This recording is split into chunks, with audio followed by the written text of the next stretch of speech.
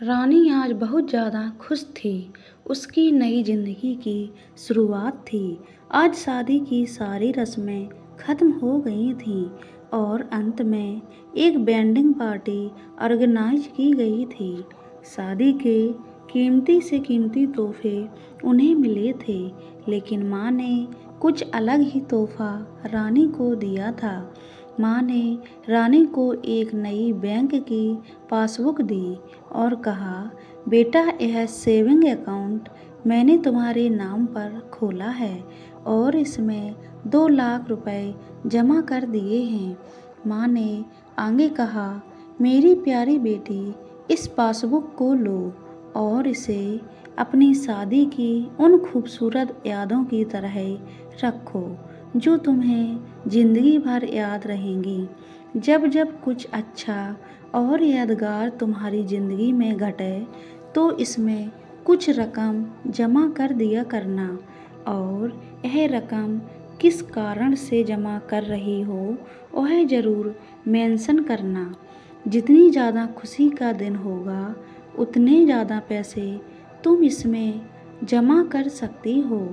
पहली राशि मैंने तुम्हारे लिए जमा कर दी है।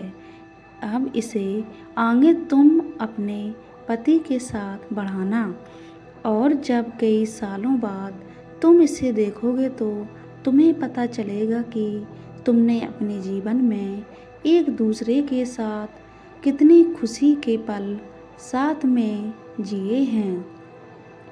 रानी ने बाद में यह बात अपने पति को भी बताई। दोनों को ही यह सुझाव बड़ा ही पसंद आया और अब वह दोनों ही उस वक्त का इंतज़ार करने लगे जब इस खाते में कुछ पैसे जमा करा पाएँ। महीनों बाद उनकी पासबुक कुछ इस तरह से दिखने लगी और ये सिलसिला भी आगे बढ़ रहा था। पर जैसे जैसे समय बीतने लगा और साल बढ़ने लगे, दोनों में झगड़े होने लगे। छोटी छोटी बातों पर वे अक्सर एक दूसरे के साथ बहस करते, कभी कभी बिना बात के ही झगड़ा करने लगते। धीरे धीरे दोनों के बीच में बातें भी बंद हो गईं। वह दोनों ही अब अपनी शादी के फैसले पर पछताने लगे। दोनों को ही ऐसा लगने लगा कि उन्होंने दुनिया के सबसे घटिया इंसान से शादी की है। शायद उनके बीच का वह प्यार कहीं गुम हो गया जो पहले था। एक दिन रानी ने अपनी माँ से बात की, माँ, अब हम साथ नहीं रह सकते। हम दोनों ने ही यह फैसला लिया है कि अब तलाक लेकर अलग हो जाएं। मुझे समझ में नहीं आ रहा है कि मैंने इस इंसान के साथ शादी करने का फैसला कैसे लिया था। उसकी माँ ने कहा, बिल्कुल, इसमें कोई बड़ी बात नहीं है। तुम वही करो जो तुम्हारा दिल कहता है। अगर तुम दोनों ही साथ नहीं रहना चाहते तो अलग होने में ही भलाई है, लेकिन उससे पहले एक काम करो। तुम्हें वह पासबुक याद है जो मैंने तुम्हें तुम्हारी शादी के दिन दी थी? सबसे पहले उस खाते में जमा सारे पैसे निकालो और उन्हें खर्च कर डालो। तुम्हें ऐसी कमज़ोर शादी का कोई भी रिकॉर्ड नहीं रखना चाहिए।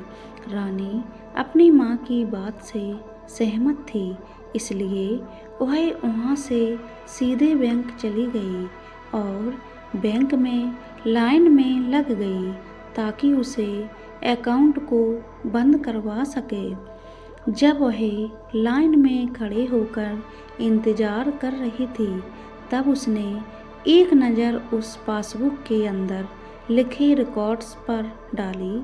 उसने पढ़ा और पढ़ा और पढ़ती ही चली गई।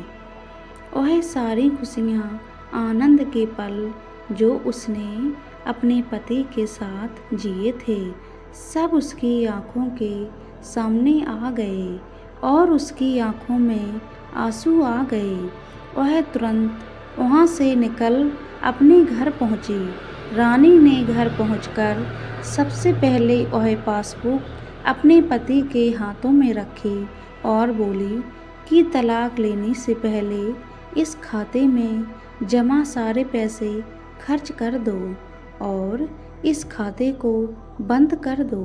अगले दिन पति बैंक गया और खाता बंद कराने के लिए लाइन में लगा। जब वह लाइन में अपना नंबर आने का इंतज़ार कर रहा था, उसने एक नज़र उस पासबुक पर डाली। उसने पासबुक के अंदर लिखे रिकॉर्ड्स को पढ़ा और पढ़ा और पढ़ते ही गया। भूतकाल में अपनी पत्नी के संग जिए वह खुशियों के पल, वह सुंदर यादें, वह प्यार के पल उसके नज़रों के सामने किसी मूवी की तरह चलने लगे। थोड़ी देर बाद वह भी बैंक से निकला और सीधे घर पहुंचा। घर पहुंचकर पासबुक उसने रानी के हाथ में रख दी। रानी ने जब उस पासबुक को खोलकर देखा, उसमें एक नई एंट्री 5 लाख की थी और उसके कारण के रूप में लिखा था, यह वह दिन है जब मुझे यह एहसास हुआ कि मैं तुमसे कितना प्यार करता हूँ और यह भी कि तुमने मेरी ज़िंदगी में कितनी खुशियाँ लाई हैं। वह दोनों एक दूसरे के गले लग गए, खूब रोए और उन्होंने उस पासबुक को संभाल कर तिजोरी में रख दी। दोस्तों, ज़िंदगी में गिरना कोई बड़ी बात नहीं है।